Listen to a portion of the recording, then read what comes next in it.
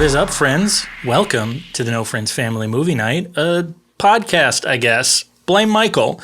It's often some sort of mixtape where we watch stuff we've never seen and compare it with an old favorite or a new release or everything in between. Today, we've got two movies.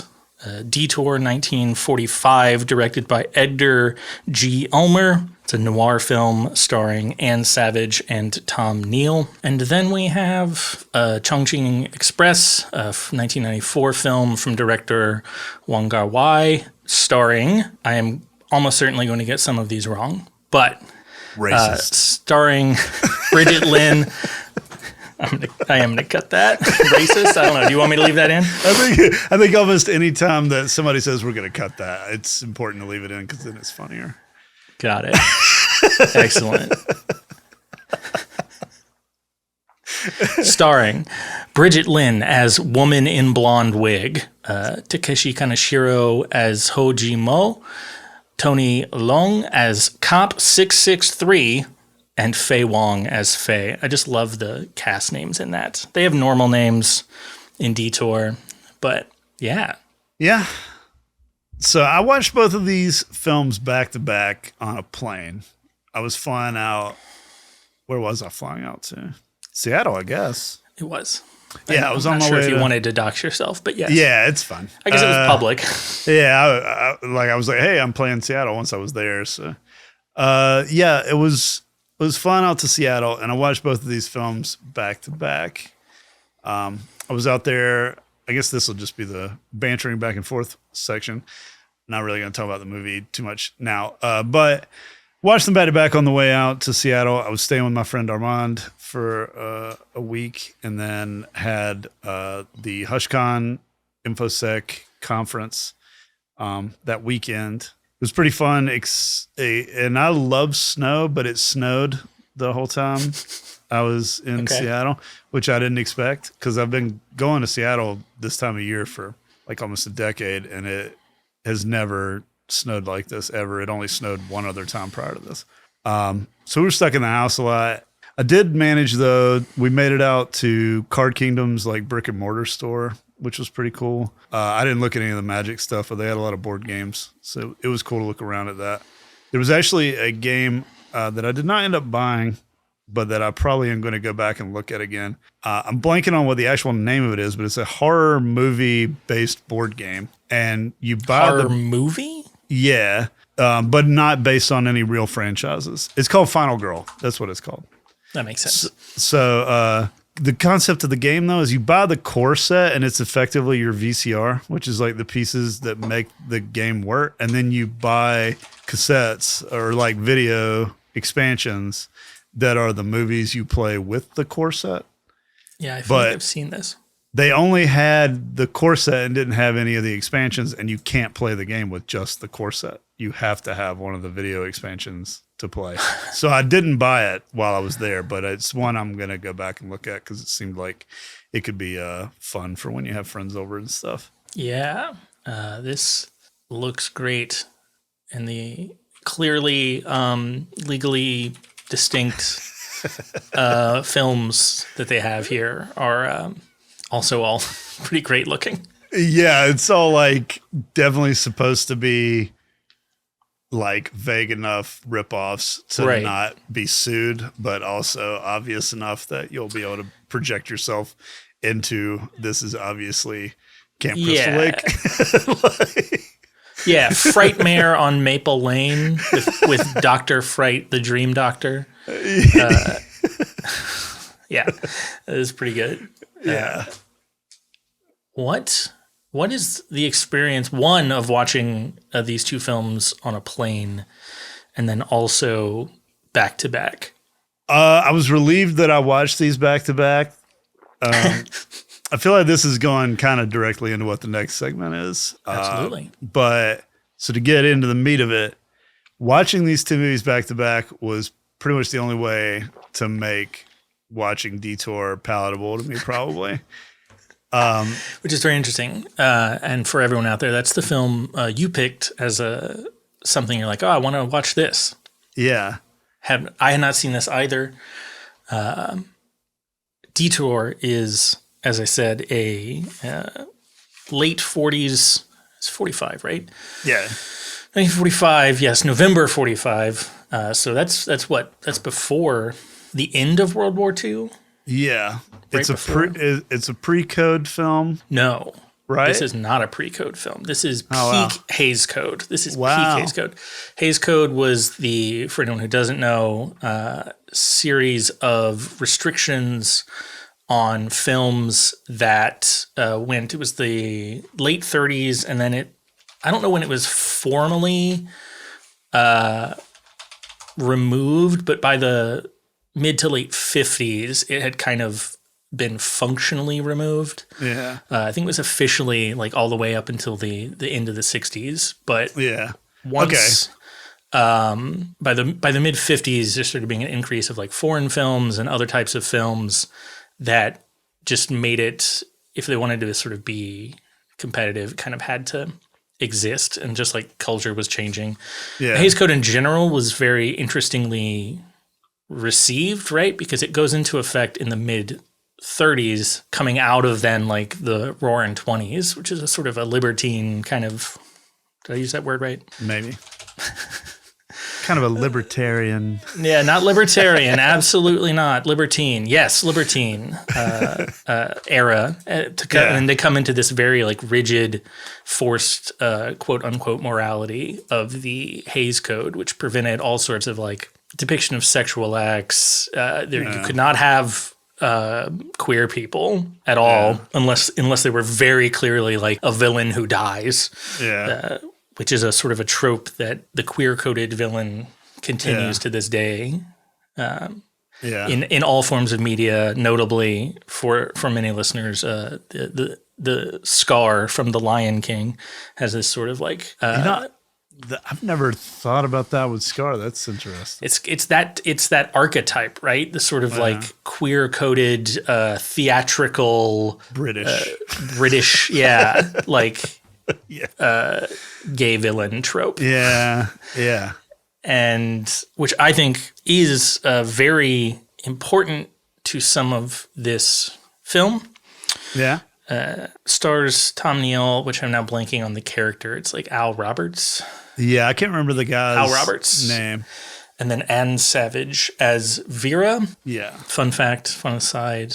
Anne Savage, born under a different name, was actually born in where I live, Columbia, South Carolina. I was like, basically what made me want to watch this movie to begin with is, obviously trying to pick movies from the Criterion collection. I got a subscription to the Criterion channel, and I noticed they had a huge showcase of noir. And for anyone out there who does not have a Criterion channel like myself, you can watch this film currently if your library gives you access to the streaming service Canopy. So it's on Canopy right now as well. So in there, they do like a little supercut of, they'll do like a selection of films if you don't subscribe or whatever, and that's fine. But they do a supercut that tells you like all the noir films they joined, and they do it for a couple different genres. It changes up every month. But for this particular month, they had a selection of clips. And there's a clip of Anne Savage, and she's talking to Al or whatever. Is this in the car? Yeah, they're in the car. Vera's like, don't forget who's in charge. And she's like snapping at him. It's like less than 10 seconds. And I was like, wow, she is like pure vitriol. Yeah. And I was like... There's another section of that that I love. Let me do this. All right, I pulled up a clip that I wrote it down with like tons of exclamation marks. I love this. Nice. Then you did. Okay, then you knew he was a four-flusher. That explains the $3,000 bet. I'm not so sure he didn't have that $3,000. Why should I believe you? You got all the earmarks of a cheap crook. Now, wait a minute. minute. Up. You're a cheap crook and you killed him. For 2 cents, I'd change my mind and turn you in. I don't like you. All right. Don't get sore. I'm not getting sore. But just remember who's boss around here. If you shut up and don't give me any arguments, you'll have nothing to worry about. I love that. Yeah. I don't like you. Vera is so malicious, and she's such a manipulator. And her attempts to manipulate him further after, like, entrapping him, like, She's like such a bad person and such a like ruthless villain that like it just made me like her more. Interesting, because that's not really my read on her. She's damaged. She traps him first, and then she tries to endear herself to him. Yeah, because she wants to be liked. A lot of subtle stuff in there, right?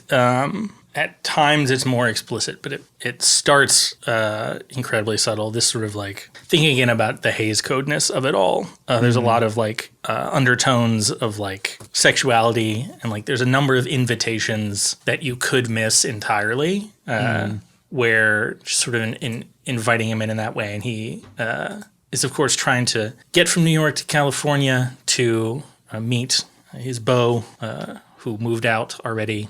Mm-hmm. She's there trying to make it, and he's sort of hitchhiking across, and then ends up in a car with someone who perishes for reasons unknown. Mm-hmm. If we are to believe our narrator, our lead character, it was an accident. But Vera, of course, knows that he is now masquerading as the dead man, and that's sort of the setup, which is very interesting. It's rather short. It's 107 minutes, start to finish.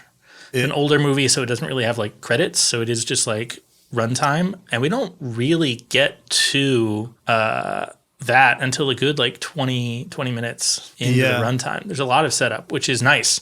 There's a lot of like very noir-y stuff in New York, where we begin, where it's just like rain, bleak, classic noir tropes, right?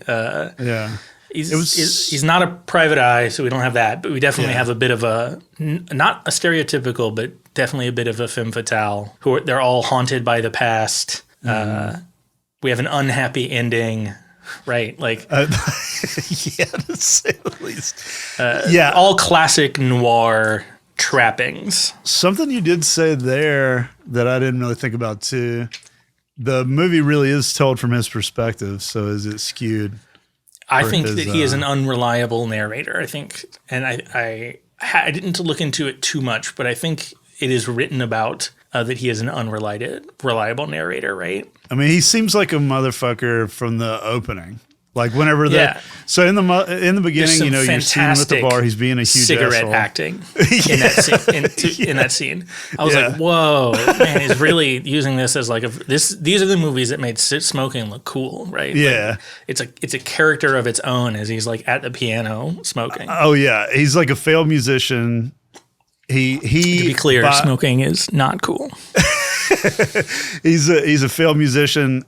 His girlfriend seems to be doing better than he is. But he's also like astutely aware of what a fucking loser he is. Yeah. And like tormented by what a failure he is. And then, I guess kind of the whole movie takes place in his head while he's sitting at the counter at this diner. Yes, it is done in a classic noir sort of flashbacky way, right? Where we and then at the very end we sort of pick up and go a little bit past to the end, this sort of framing device. One of the things that drew me to this movie, reading about it initially, I love B movies. I love like cheaply shot films. And yes, this was a B movie of the day. A Poverty Row film, which is the sort of like this era B movies of like a series of production companies that made things very cheaply. It's like PRC not a lot of films or something. Yeah. It's not a lot of like, there's not a lot of crazy sets or anything. A lot of the action ends up happening in the car, in a car, which they tended to film. It was like a car set with like a screen. Yeah, it's got a screen behind them that doesn't ever sync with what they're doing. It's perfect. I love it for those kind of. I love when that gets done. I remember that being called back to in like Natural Born Killers in the 90s and loving it. Mulholland Drive has a bunch of it. But a lot of it takes place just with them stuck in the hotel room. And I think it like works well because there's so much of them just like, it's like watching a play. They're just straight up like. But he elevates that, right? There's a lot of really interesting like camera work. And I can't read my handwriting. Yep. I think I was trying to call there's a lot of interesting camera work. Just the framing. There's some great in the beginning. There's this great like match cut that I was like, whoa. I mean, you can see the frame change, but they did perfectly match like an object and then like cut to a different scene in a way that on that budget and for that time, I was like, okay. There's lots of like the use of dissolves and stuff, especially to show the passage of time, which is definitely something I want to put a pin in. But it is really astounding. I think the reason why this is considered somewhat of a classic is that the director managed to like get a lot out of a little, like get a whole lot. Yeah, I mean, it's definitely, the performances are super strong from everybody in the movie, and it looks great. I know there's like the Criterion Collection has some bonus features on it about what a pain in the ass this movie was to restore. I actually want to go back and watch some of that. I haven't yet, to be honest, but I want to go back and watch some of that because they talked about how it was like really difficult to restore it properly. I bet. Yeah, I definitely noticed some irregularities in the print, but they did recap. They did like a high quality scan when they entered it into Criterion, 2018 or something. Yeah. And it is in the public domain, which is pretty great. Oh, wow. It's just a random fact. Yeah, I did not realize that. Yeah. That means I can steal it for music video footage. Yes, absolutely. I was trying to... I'm trying to remember. I tried to look up if Anne Savage had done anything else. Yes. But I don't think she did other noir things. Like the other stuff she did wasn't that kind of character. I don't think so. I'm gonna Did a lot of films. So this comes about partway through her career. She started in 1943, doing a lot of roles. I don't know. It was not even I was not familiar with either of these stars at all. Wow, there was quite a number of films. She died in 2008, but she was in a movie in 2007 called My Winnipeg. Never seen that. It's a Canadian film. It's a surrealist documentary. Okay. I was like, why is this is very interesting. Add it to the list. Yeah, I'm curious. I have heard of this. I remember this. I remember the name of that movie. Yeah, I remember the name. Riveting. And then Tom Neal, the main star, also had a pretty active career, starting out earlier into the late 30s, just acting in a ton of pictures, just so many. Apparently, best known for Detour, though. So the film uses people who are like largely like character actors, bit part actors, is my understanding, and then just gets great performances out of them. He died really young. Wow, he died like when he was 58. That is crazy. And yet was in a lot of movies. Yeah. Isn't his only child? He died after his only child was born, and he was only in one movie, and it was a remake of Detour. A 1992 independently made remake of Detour, starring his kid who died. He died of cancer. And a year later, he died a year after his kid was born of cancer. And in 1992, Patrick Neal, who goes by the name Tom Neal Jr., appeared in one film playing the role of Al Roberts in a 1992 independent remake of Detour.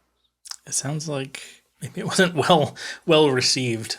Yeah, probably not. I mean, if his son didn't really do much acting, it doesn't really surprise me. He was an amateur boxer. Tom Neal, yes. Wow, I did not realize that. It makes a certain amount of sense. Good God, he was in a lot of fucking movies. And I think this movie is super interesting because it, I don't know, coming in this this Hays Code, this sort of like culturally repressed time, this post-war time where there's been a lot of just national and financial insecurity, right? The World War II, what brings America out of the Great Depression. Yeah. There's a lot in this movie kind of about poverty and the things that might drive you to do, the rationalizations that you have to make to sort of live. In the movie, he says, money's that thing that there's never enough of or something like that.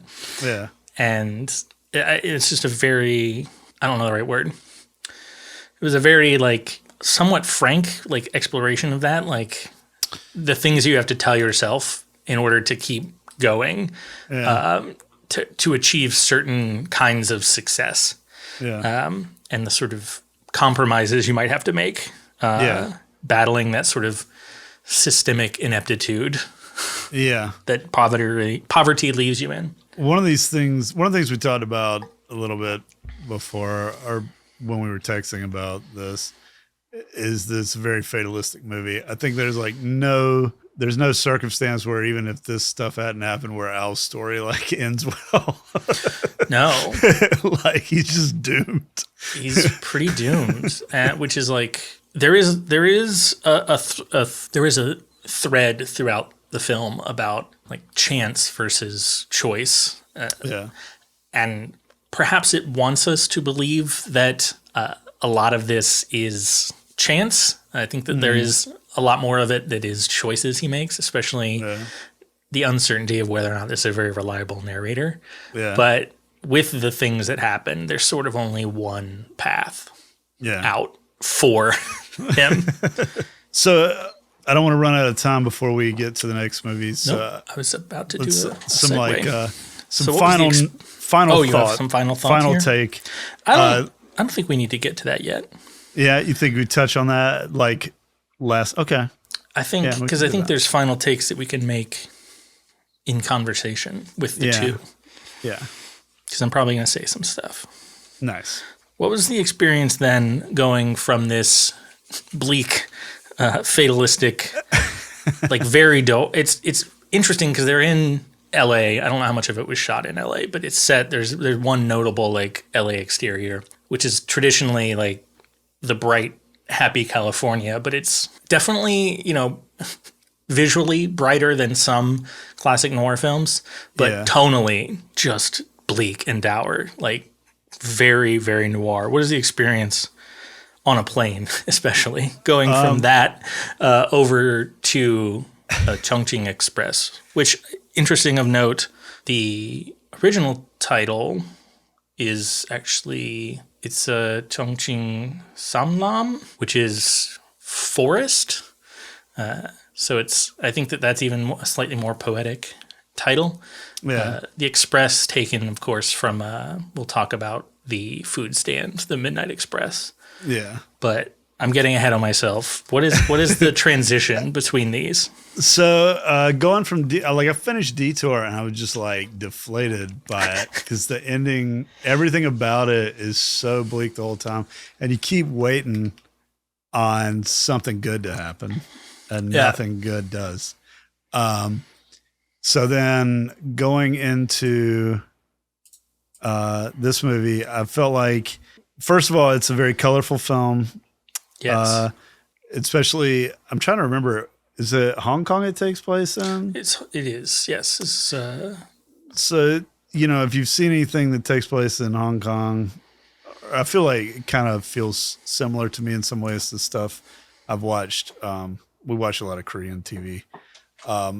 So just like Asian cities, the way they look has a vibe that is so contrasted with the like cold concrete of American cities. Often, yes, that is true. It's very interesting, though. I can see how that might feel refreshing, especially going from one to the other. It is shot in a way that is like, at times, perhaps the bleakest version of... As this movie started, it was continuing to be bleak. You have this complete loser main character who's being super weird with his ex, and then moves into being super weird with another woman that he doesn't know at all. Who is super weird with? He just won't. He won't stop. It's true. He won't stop, and it's clear she's not into it, and he just keeps kind of like pushing it in a weird way to me. I think if I had seen this movie in the '90s, I'd have been like, "Why won't she answer his calls?" But now that with the ex, he's absolutely weird. He's weird as heck. Yeah, that's who I mean. Because at the bar, he never takes it too far, other than just being a weirdo. She's never pushed into like going on with him other than him being a fucking weirdo. But like, yeah, I never feel like he oversteps his boundaries with that lady. Is with his ex specifically. Oh yeah. And like whenever I was like 17, if I He's calling every day. He's calling every day. He's got this ritual of buying a pineapple can with his birthday on it. Her name is May. His birthday is May 1st. He's like, I'm going to call you every day. I'm going to buy a can of pineapple every day. But then he seems, it is weird, but perhaps it is this like, there's a realm where this maybe is a necessary ritual for something. I don't know. It can be quite difficult to get over a relationship. And he kind of puts that expiration date. He's like, I'm going to do this every day. And then if I get to the expiration date on the can, then it's over. And to his credit, he sticks to that. Yeah. Like, but going from Detour where it was so bleak, I was like, the first 30 minutes of this, I was like, oh, Cecil fucked me. It's going to be even, it's just continuing to be bleak. Right. And I was also like, to that point, I picked it because in my mind, and I had not rewatched it yet, but now, especially having rewatched it, I confirm, like in my mind, Chungking Express is kind of a noir. It has a lot of noir tropes to it. Again, we have protagonists who are, they are both cops in this one. So you have the sort of private eye trope. They're for the first one, his copness is not a whole lot of his story. But it is definitely like there he introduces himself, as Ho-ji Woo cop 223. It adds an element of weird to me with him being a cop, with how he is with his ex too. Yes, absolutely. And there's that, right? The trope of like unrequited romance, or like just like I don't know how to describe romances in a lot of noirs. Ill-fated romance, like something that's probably not going to work out. Yeah. There's also not as bleak, but there are shades of unhappy endings. There's a lot of monologuing, right? Like everyone's monologuing all the time. And everyone's haunted by the past. Everyone kind of... I'm interested in... there's a second movie that was filmed at the same time as this one. This one... From the director? Yeah. He filmed this as vignettes for a different movie, but then ended up cutting them out because the other one is so negative. Oh, it's filmed for this? I don't think I saw that. Yeah, I'm pretty sure from what I read, if I'm remembering correctly. It was overlong. Yeah, movies. Fallen Angels. Oh, that makes sense. But Fallen Angels is like way more bleak, apparently. I didn't know that Fallen Angels was originally a third story to Chungking Express. That, and it's also... Yeah, that would be too long. I'm glad he split those up. Yes, that one is more of a traditional like crime thriller. Like a lot of the crime stuff in Chungking Express is sort of like a backdrop of like why these, especially as we get into Bridget Lynn as the woman in the blonde wig, who is, I guess, a sort of, she's not the like crime lord. She's like a wrangler who gets people to essentially be drug mules to go across lines, which is like that. There's a sequence that is fantastic. Yeah, there's a lot of those sequences. It's not in the same sort of visual style as the original noirs or even like 70 neo-noirs. Yeah, but he finds this interesting style of camera work that has the same effect. This sort of like washy, like timelessness. It's in all of the sort of fight scenes, as well as it's sort of used in the coffee scene. Do you remember this scene where Tony Leung's character is drinking a coffee and Faye is like watching him, and then the crowd is moving by like fast? Yeah. I do remember that now. I finally figured out, and I think this is the technique that's used throughout the film. He's shot at like 8 frames per second, which when you play it back is like super fast. Yeah. And he essentially had Faye, the direction was like, be still, completely still. And then he had Tony Leung move his coffee cup really slow. Yeah. And then when it played back, it was kind of a normal-ish movement, but then the crowd is like super fast. Yeah. And then they actually use some extra like digital processing, which like I'm thinking about this in like 1994. Like this is amazing cinematography, and it's very interesting. And I think this is something the director does throughout his films, but especially here, starting with that language of that cinematic language of the noir, and being like, how can I push this both visually and story wise? Yeah. The second story, of course, is probably when you were like the sigh of relief. Yeah, the second story became like, as the first story came to a close, I was like, I kind of wish the movie had just ended there. But then the second part of the movie starts up, and it's immediately kind of a shift in tone, and you get to know the people from the Midnight Express food place. Yes. This cop is obviously a better cop. He's a way less annoying. It's interesting. protagonist. The first one, he's not a beat cop, right? He must be like a detective. Yeah, or that's something the impression like that. I get. Whereas cop 663, definitely just like a straight up beat cop walking the street. So like immediately it shifts in tone and into a positive way, and it was one of those things. I feel like eventually I need to rewatch the movie to really appreciate that story.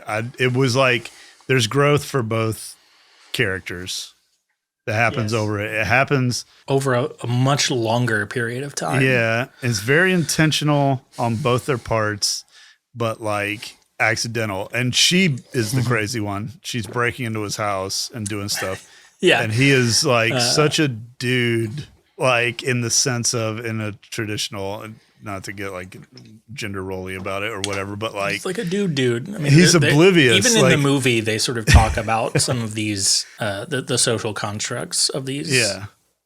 Well, I think it's like one of the things they talk about, like the reason a man will open a refrigerator and stare at everything and not see the milk in the front is like ancient programming we have in our head. And they deal with that in this movie where she's replacing his soap and toothbrush and stuff when he's not doing it for himself. And he doesn't notice. Caretaker, and he doesn't notice. He doesn't even notice what this person's doing for him, which is probably like speaking to like how he was with the other person in his relationship. He doesn't notice that the CD that she puts on is one she accidentally left in his house. Right. That it wasn't always there. Because he's just so like, he doesn't see the stuff, doesn't see the things that are standing still. But I thought that was a really interesting part of the movie. I thought that was really cool, the way they played off each other, and then her ending up becoming the job his ex did, but then not really caring about getting back together with him after she had obsessed with him. No, I don't think that's how it ends. This is perhaps one where we discuss the ending a little bit, because I think there are different takes, right?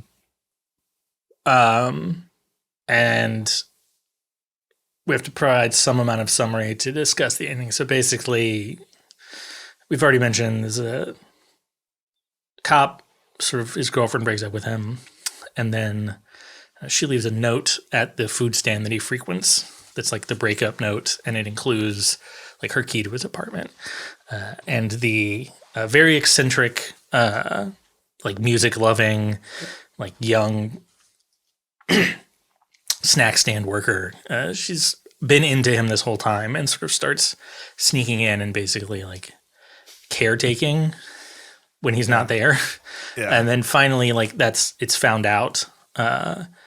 And when he realizes like what she's been doing, he like asks her on a date to a California restaurant, because she's been listening to California Dreaming like the whole movie.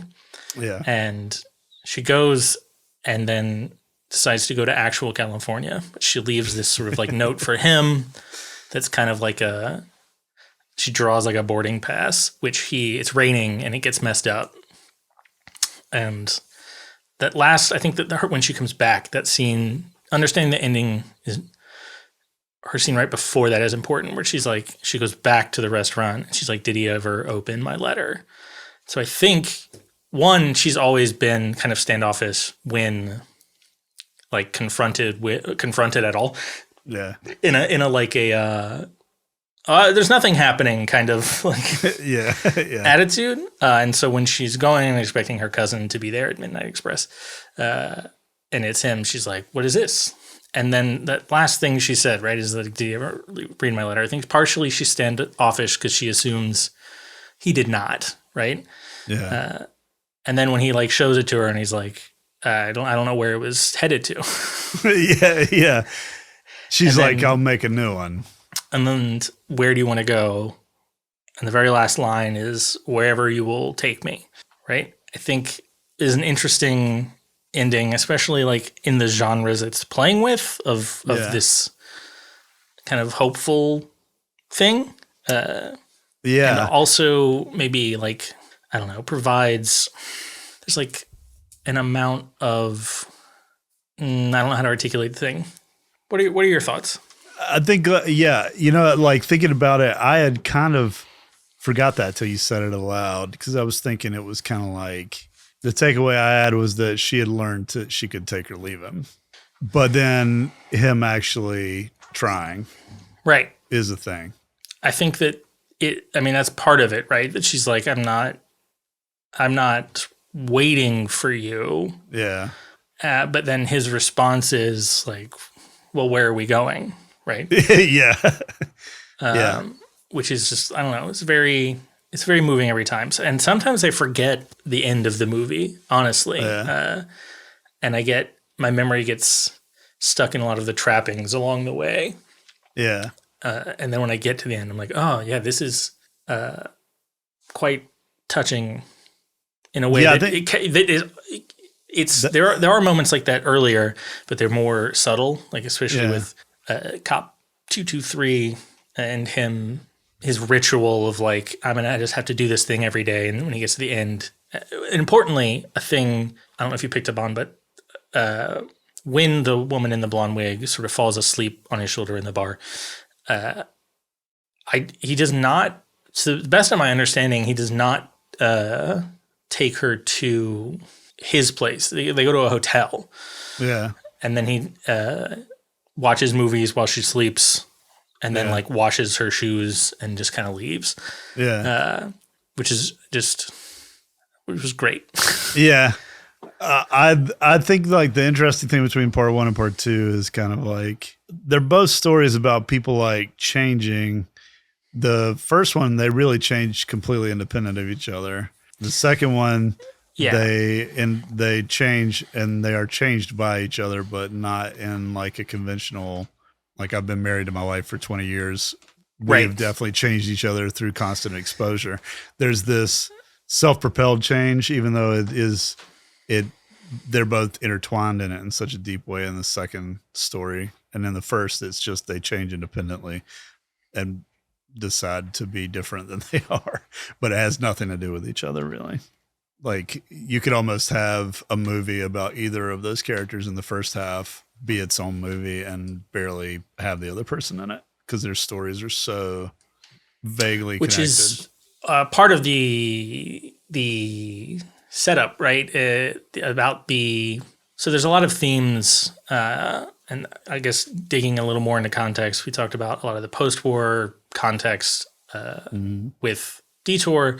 This film is 1994, which means it's in the lead up to the 1997 handover of this being like a British colony back to the Chinese government, which has been written about a lot, this sort of time and the way. I'm totally out of line, and I will try to post maybe some things that people could follow up and read about here, but that Hong Kong, the people of Hong Kong's like understanding of their Chineseness is different, right? Because they have this like long history of not being their own place. And there's many things, right? I don't know if you noticed, but everyone, they're like always eating takeout. We don't really see anyone with like it seems like that has like a home. Everyone has like apartments and stuff. Yeah. And the phrase I've seen as like a lifestyle of disposability, where things sort of don't have this permanence, which is what Amo says. What at our closest point we were just 0.01 centimeters apart, and yet that we were completely unconnected. We were like physically close, but yet truly unconnected, which has this sort of affect.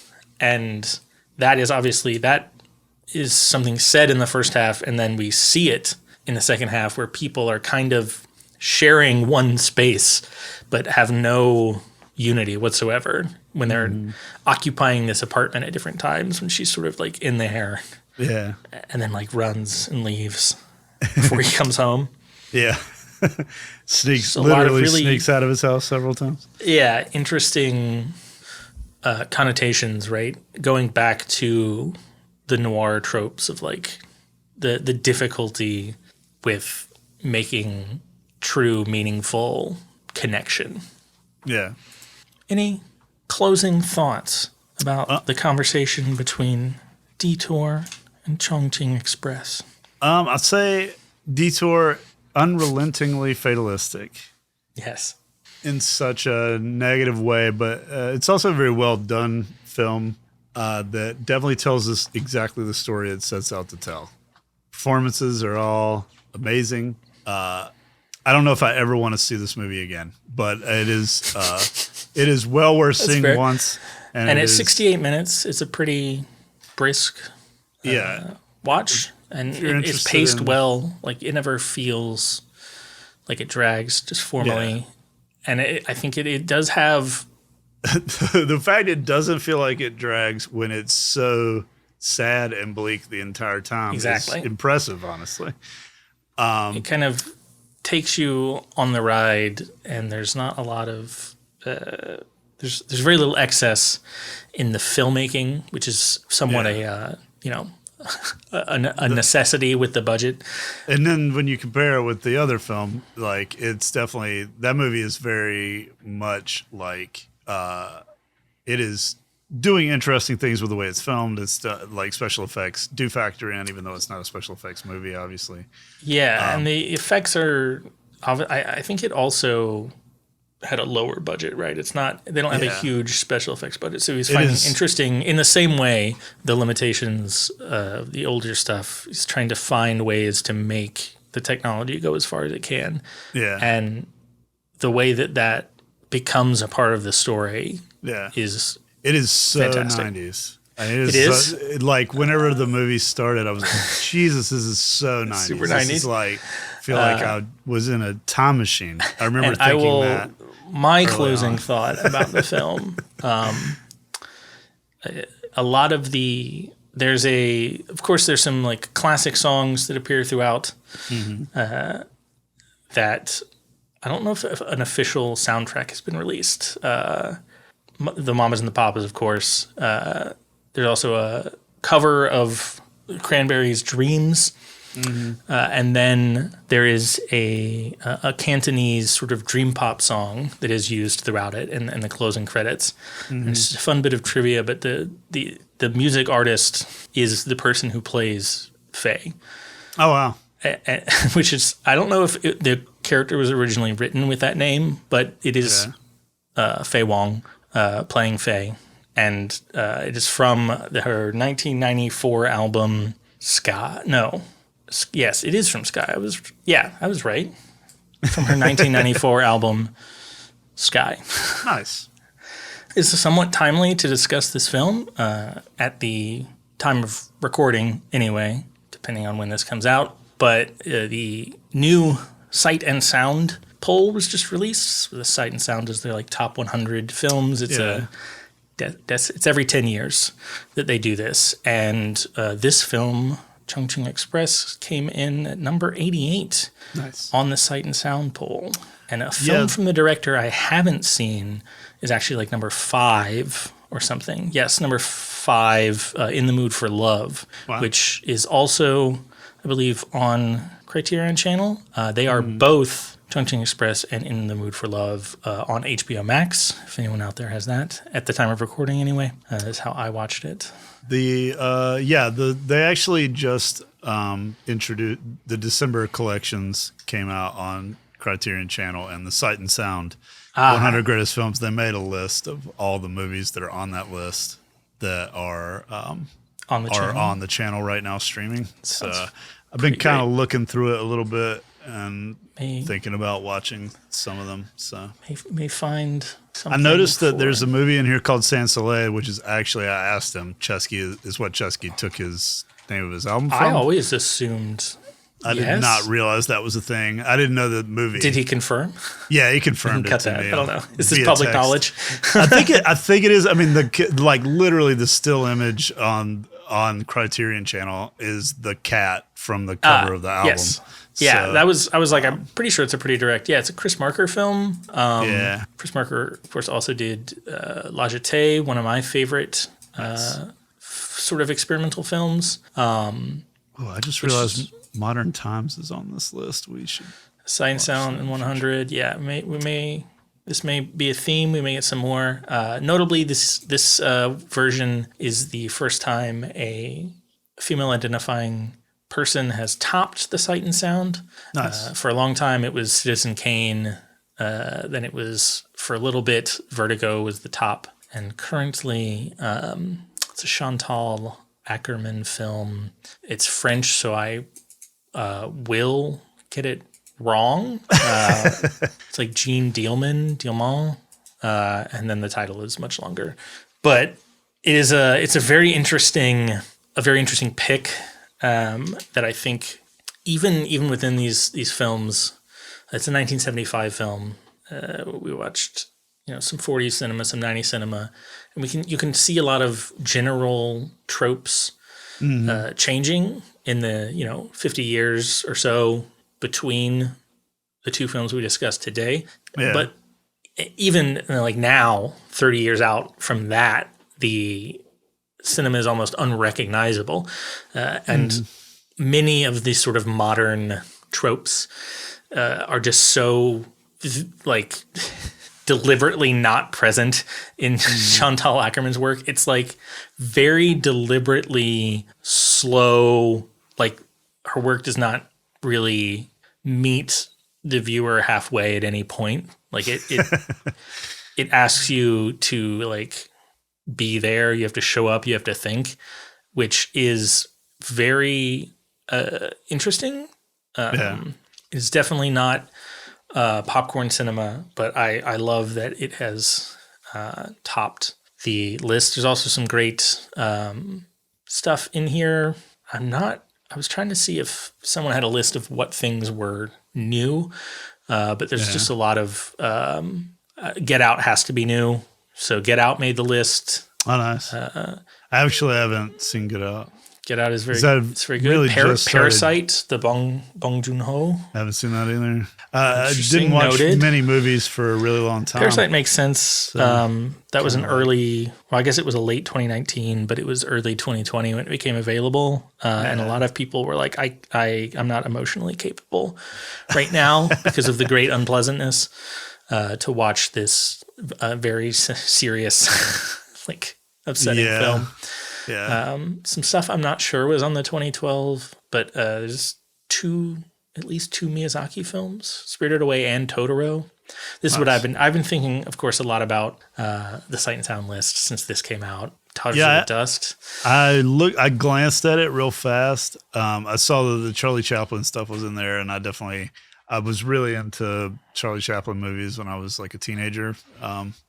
So had some interest in seeing some of those again because it's been like 30 years literally since I watched some of that stuff. Interesting. I love it. I haven't seen, so there's two or three. I haven't seen Spartacus. Seven Samurais on this list, which is one of the films that kind of got ripped off for American Westerns. And I've always wanted to go back and watch more of those. It's something that interests me. Fantastic. of course, the highest Kubrick film on this list is 2001. I've only ever seen, as far as Kubrick goes, I've only ever watched Full Metal Jacket and that's the other one. I haven't seen The Shining. The Shining is on here. I have not seen Full Metal Jacket. I have not seen Barry Lyndon, which ranks higher than The Shining, and I think that's very interesting. It's like this period drama that they lit. It had very interesting lighting, and it was not well received on release. Barry Lyndon, to the best of my knowledge, which is a lot of what I've been doing. Is there anything else you've been into lately? So I watched on the flight home. Well, I guess first of all, last week or 2 weeks ago, watched Gremlins for the first time with the kids, which is one of my favorite movies when I was a kid. I think it's actually how I found out there was no Santa Claus was Gremlins. So I've always kind of been putting it off to watch with my kids until after they knew there was no Santa, and now they've known for a couple of years. Interesting thing with Gremlins is, first of all, both my kids loved it on a level I wasn't sure they would. They both really they love Evil Dead. They love Army of Darkness. So they like horror comedy sort of stuff. Anyway, I'll say the thing with Gremlins that shocked me the most going back and rewatching it, and we're actually going to watch Gremlins 2 after this, after I finish doing this. Heck yeah. When we watched Gremlins 1, the thing that surprised me is how much less scary it was than I remembered it. And I mean, it's because I watched it so much at their age and was so freaked out. There's a lot of things that are, I think often the things that are scary to children are not like what as adult viewers we consider to be like horror cinema, but it's these. Well, I think one of the things that draws me into horror, especially older horror, and what has kind of got me on this horror kick, and this is probably like a bigger conversation, but like the practical effects in horror movies that are older especially are fascinating to me. And I mentioned Evil Dead already. I feel like we could do an episode where we just dedicate it to Evil Dead and its impact on the way I watch movies. Getting obsessed with Evil Dead 2, and Army of Darkness as a kid got me really obsessed with movie making. And now I'm not into movies in the way you are, and I'm not into movies in like a technical way, but also fair. I am always looking for the seams in films. I'm always looking for where the cuts are. I'm always looking for how things are edited. And I do it, and it is partially because of my obsession with Evil Dead as a franchise. And Sam Raimi's films that I've seen, which the list is not hugely long, but when I like Raimi, I tend to be obsessed with it. And like, I've always been interested in his extremely punk rock in its way method of making movies. And what makes me love movies is kind of that. I'm always like, I do the same thing with open world video games. I'm always looking for where the walls are. Rewatching Gremlins, having not watched it in a long time, but still having all these fond memories of it, I just found myself perpetually obsessing on the practical effects in it and also loving those. Like, a lot of the effects have really held up. Whenever the Gremlins, when the bad Mogwai overnight trick him into letting them eat so that they can gestate. Right. The eggs were the freakiest part of the movie to me as a kid. It horrified me. And that has not changed. That still was like that. They look so gross, but they're so well done. I was like, ugh. And it has held up so well on that level to me. I'm really excited to go watch Gremlins 2 because Gremlins 2 I liked even more than Gremlins 1 as a kid. And I feel like that's not a popular opinion.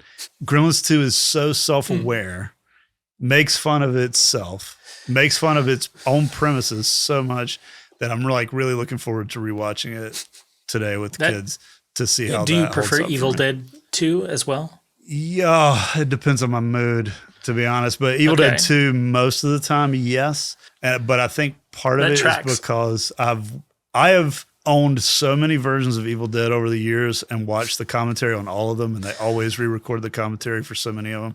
I've heard their perspective on making the movies, and Evil Dead 2 They definitely seemed like enjoyed more fun. Yeah.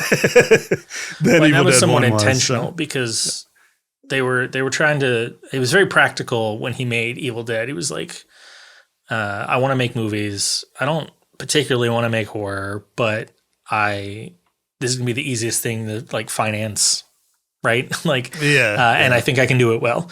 And then off of the success of that, they make the movie what the Coens wrote, Crime Wave, and apparently it was so unenjoyable of an experience. They were all like, let's go back to Evil Dead. Let's just have a bunch of fun. Like, yeah.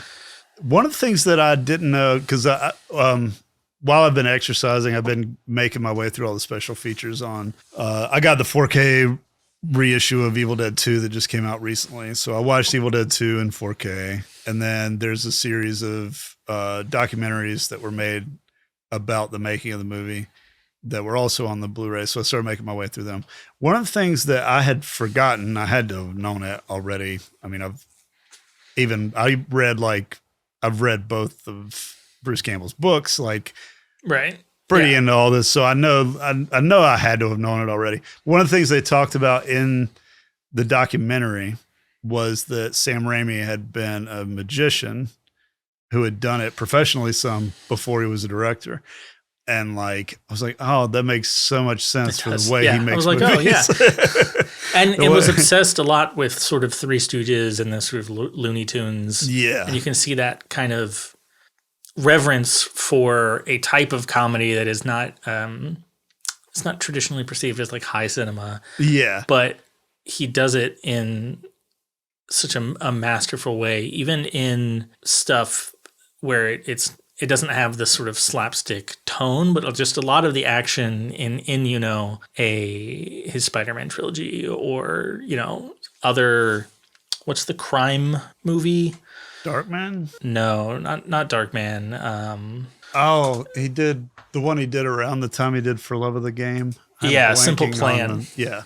And I saw Billy that. Bob I Thornton. think I saw that and didn't even know it was like Sam Raimi movie. But it makes sense. Well, one, it's his period where he's like coming out of. He's like, I'm going to do adult movies. So he does a Simple Plan, For Love of the Game, and The Gift, which are all like him sort of eschewing some of his more fanciful camera work stuff. And then like, okay, how can I do my thing, but just like in a drama, in a crime, in a baseball movie? Like, how can I do that? One of my favorite movies, actually, which I didn't know was a Sam Raimi film until last year, or earlier this year. It was earlier this year. The podcast Blank Check with Griffin and David will go like through a whole director's filmography, and they did Sam Raimi leading up to the Doctor Strange movie. And I was like, wait, Sam Raimi directed The Quick and the Dead? Like, yeah. And then when I knew that, I was like, absolutely. It has all kinds of crazy, weird, like camera stuff. That was one of my like favorite movies growing up. And I haven't seen it in many years. I remember really liking, like, I liked like the pop westerns they did for a while in the early 90s, late 80s, and like Young Guns and stuff like that. So I remember the kind of revisionist western films. So I kind of liked some of that stuff too. I think like I got briefly into like the early Clint Eastwood westerns that were ripping off samurai films, the Sergio Leone movies. Those, and those have really interesting cinematic choices with the way they're filmed too, but they were kind of stolen from. What's the name of that trilogy? The Man with No Name. The Man with No Name trilogy. Yeah, the Dollars trilogy, right? Yeah. But yeah, like those movies I loved. And I think like Raimi probably takes some cues from some of those like interesting, like zoomed in gonzo angles and stuff where the gun is like all in the camera. And that has been what we're into, maybe. Yeah. I don't know, maybe not. If you liked listening to this and you want to find me, Cecil, out on the internet, I'm at Cecil Nick pretty much everywhere. Where can we find Mikal? If you go to howcouldyoudothisto.me, it will give you links to all my socials and projects and all that. Excellent. This has been fun. Yes. I hope you all have a great whenever you're listening to this. Bye. Bye.